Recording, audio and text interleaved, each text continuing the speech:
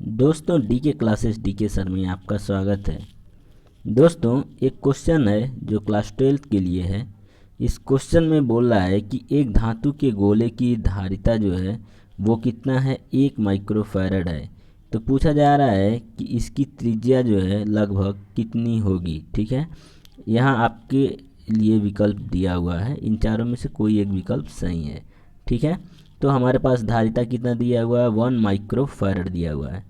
तो चलिए इस क्वेश्चन को सॉल्व करते हैं आगे और देखते हैं। तो दोस्तों आइए यहाँ क्वेश्चन को सॉल्व करते हैं। सपोज करिए दोस्तों हमारे पास एक धातु का ये गोला है, ठीक है, और इस गोले की जो रेडियस यानी त्रिज्या है हम इसको यहाँ पे से बना लेते हैं। सपोज इसका ये सेंटर पॉइंट, इस सेंटर पॉइंट से इसकी जो रेडियस है ये कितनी है, मान लेते हैं स्मॉल r है। ठीक है, तो अगर एक गोला दिया हुआ है और इसकी क्या दी हुई है, हमको रेडियस स्मॉल r दिया हुआ है। सपोज करिए इसके ऊपर जो चार्ज है वो q है। ठीक है, तो इसके सरफेस के पूरे सरफेस के ऊपर जो है चार्ज का डिस्ट्रीब्यूशन हो जाएगा। ठीक है, और ये जो चार्ज का डिस्ट्रीब्यूशन हो जाएगा, अब हमको क्या बताना है, यहाँ पे ये चार्ज की वैल्यू दी हुई है। ठीक, ये चार्ज क्यू की वैल्यू कितनी दी हुई है, 1 माइक्रोफैरड।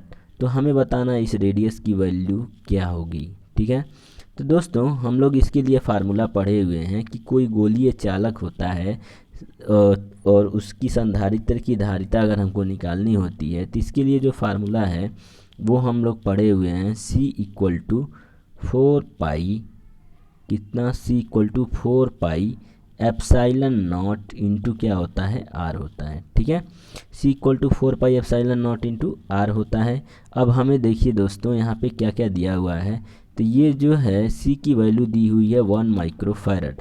ठीक, तो इस 1 माइक्रोफैरड को हम फैरड में जब चेंज करेंगे तो इसकी वैल्यू हम यहाँ पे पुट कर सकते हैं। ये आ जाएगा 1 इंटू 10 के पावर में -6 फैरड। ठीक है, और इधर क्या लिख सकते हैं, इधर लिख सकते हैं 4 पाई एप्साइलन नॉट और इंटू क्या लिख सकते हैं दोस्तों, R। ठीक है, हमको क्या चाहिए दोस्तों, तो हमको रेडियस R की वैल्यू चाहिए। हमको क्या फाइंड आउट करना है, तो सिर्फ रेडियस R को निकालना है। तो इसको निकालना है तो इसको हम क्या करेंगे, दूसरे साइड में भेज करके सॉल्व कर सकते हैं। ठीक है, तो दोस्तों इसी में हम आगे की तरफ सॉल्व करते हैं। अभी जो है हम R की वैल्यू निकालना चाहेंगे तो क्या लिख सकते हैं, तो अभी दोस्तों हम R की वैल्यू निकालना चाहें तो R बराबर लिख सकते हैं 1/4 पाई एप्साइलन नॉट।